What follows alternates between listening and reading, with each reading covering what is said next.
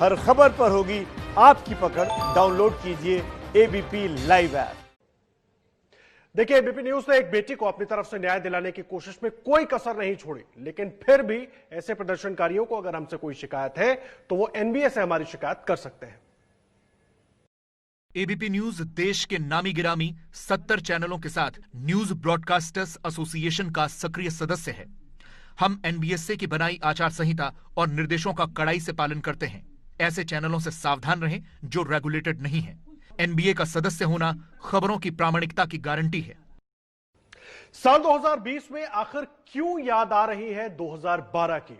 वजह अच्छी तो नहीं है, बल्कि बेहद बुरी और दिल दहलाने वाली है।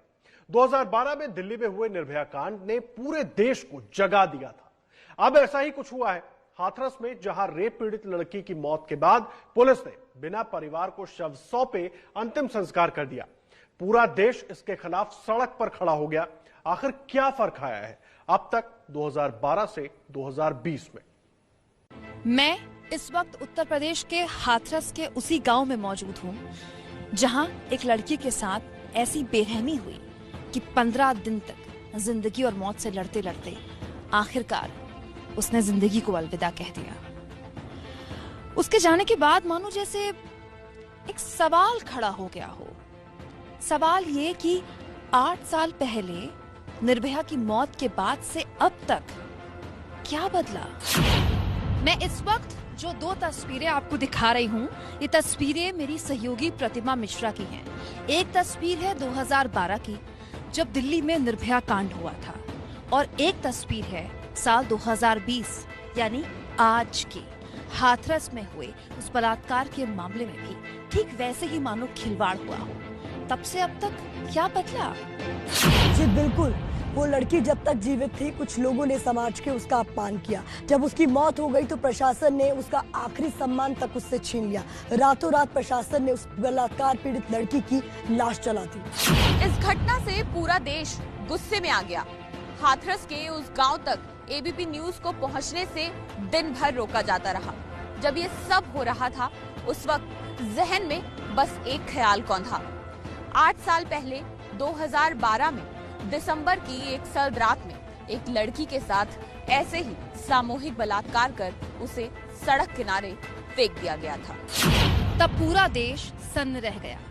जगह जगह विरोध प्रदर्शन होने लगे। सड़कों पर आम आदमी का गुस्सा फूटा। दबाव में आकर सरकार को बलात्कार का कानून बदलना पड़ा। लेकिन असर क्या हुआ? दिल्ली और हाथरस की घटनाओं के बीच फासला 8 साल का, लेकिन दोनों ही घटनाओं के बीच फर्क खाक का। आखिर ऐसा क्यों है? अगर गहराई से समझेंगे तो इसके पीछे पहली वजह है सामाजिक सोच, जो एक लड़का और लड़की में फर्क करते हैं। मैंने कहा अगर बेटी शाम को देर से आती है तो हर माँ बाप पूछते कहाँ गई थी, क्यों गई थी, किसको मिली थी। फोन पे बात करते माँ देखते, ए बात बंद करो, किससे बात करते, किसको बात करते। अरे बेटियों को तो सब पूछ रहे हो, कभी बेटों को तो पूछो कहाँ गए थे।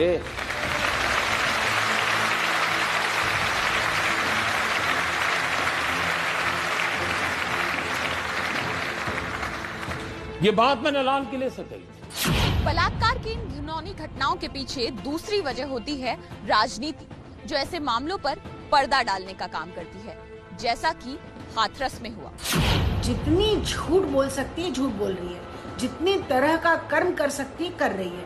ऐसे में कोई भी लड़की कैसे सुरक्षित है? किसी भी परिवार की लड़की कैसे सुरक्षित है? 2012 से लेकर अब तक ना तो रेप केस में सजा देने की दर बदली और ना ही फैसला आने की औसत समय में कोई बदलाव हुआ। खासकर लोगों की मानसिकता, राजनीतिक संरक्षण और पुलिस के जांच के तरीके में भी कोई बदलाव नहीं आया। पूरे देश में ये बताने की कोशिश है कि लड़कियों के साथ रेप करके आप बच के निकल सकते हैं, और सरकारें झूठ बोल करके और अपने आप को बचा सकती हैं। देख लीजिए बयानबाजी किस तरह की हुई। 2012 में पॉक्सो एक्ट बनाया गया। इस एक्ट के तहत बलात्कार के मामलों को हत्या के बराबर के जुर्म की तरह रखा गया और इस तरह से सख्त प्रावधान किए गए। लेकिन क्या आप जानते हैं, आज भी बलात्कार के मामलों को निपटाने में 8 से 9 साल लग जाते हैं। महिलाओं के प्रति हो रही प्रताड़ना को ढका तोपा जाए और न्याय ना दिया जाए।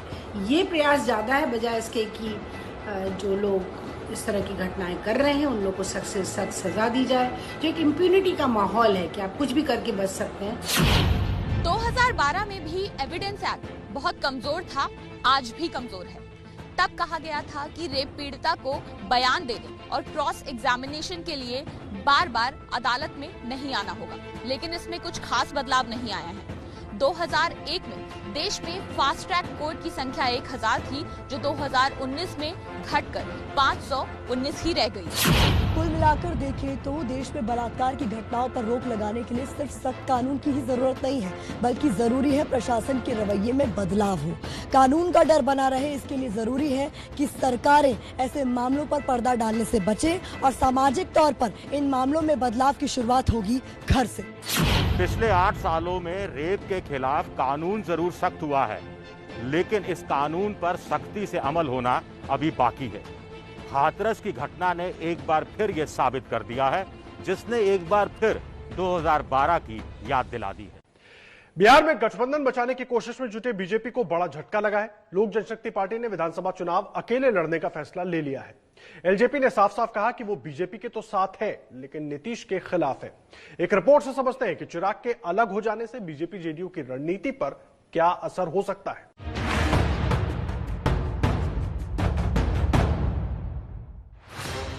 पटना के सियासी गलियारों में कई दिनों से जो अटकलें लगाई जा रही थीं, दिल्ली में चिराग पासवान ने उस पर मुहर लगा दी।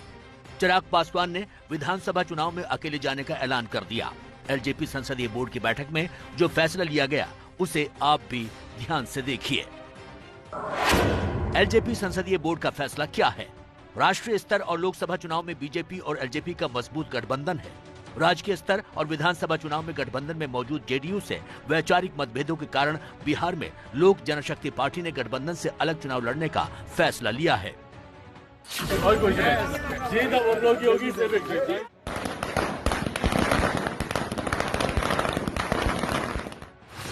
एलजेपी के इस फैसले के बाद जेडीयू ने भी सीधे कह दिया, हमारा तुम्हारा क्या नाता।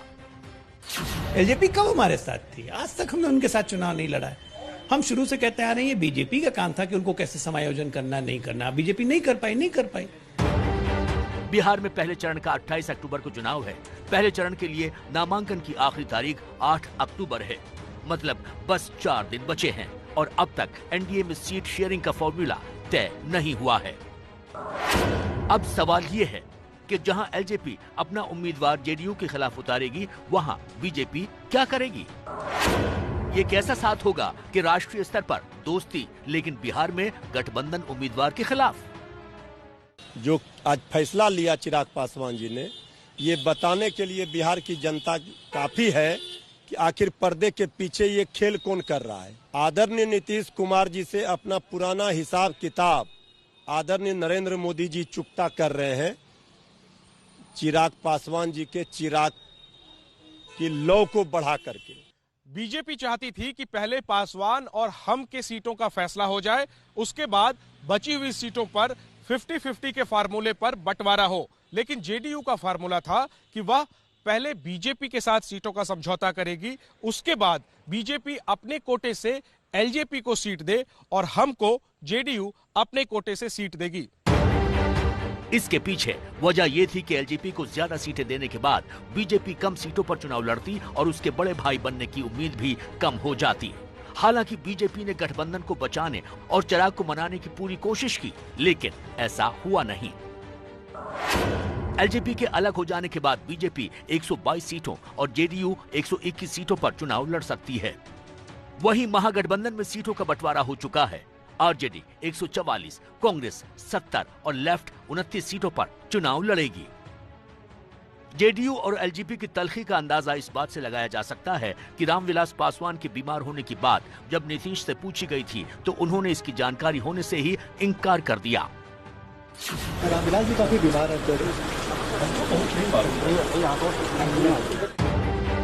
एलजेपी के बगैर बीजेपी जेडीयू गठबंधन का स्ट्राइक रेट कैसा है, इसके लिए आपको पिछले 2 चुनाव के आंकड़े देखने चाहिए। साल 2010 में बीजेपी जेडीयू ने मिलकर चुनाव लड़ा। बीजेपी 91 सीटों पर जीती। जबकि जेडीयू का 115 सीटों पर कब्जा था। मतलब 2/3 से ज्यादा बहुमत। नीतीश बिहार के मुख्यमंत्री बने, जबकि आरजेडी को सिर्फ 22, कांग्रेस ने 4 और लेफ्ट ने 1 सीट जीती। साल 2015 में बिहार ने नई सियासी धारा को बहते देखा। पुराने दोस्त दुश्मन बन गए और सालों की दुश्मनी भूल लालू और नीतीश एक मंच पर हो लिए। आरजेडी 80 सीटें जीतकर सबसे बड़ी पार्टी बनी।